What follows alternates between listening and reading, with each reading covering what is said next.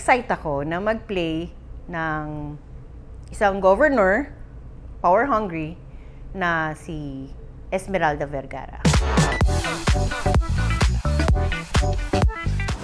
Hello, ako po si Yula Valdez bilang Esmeralda Vergara sa Forever Young, isang ambisyosa na politiko. Selfish, greedy.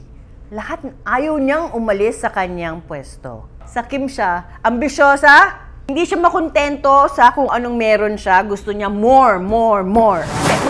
Maganda yung storya namin. Tumatalakay din to sa kapansanan ng isang tao. Makikita mo iba-ibang klaseng characters dito. Nagustuhan ko yung yung storya, nagustuhan ko rin yung pagkakasulat. Parang wala pa ata ako napanood o nalaman na palabas na ganito.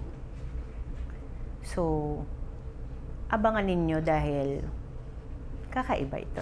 Okay, abangan ng Forever Young ngayong October 21 na sa GMA Afternoon Prime.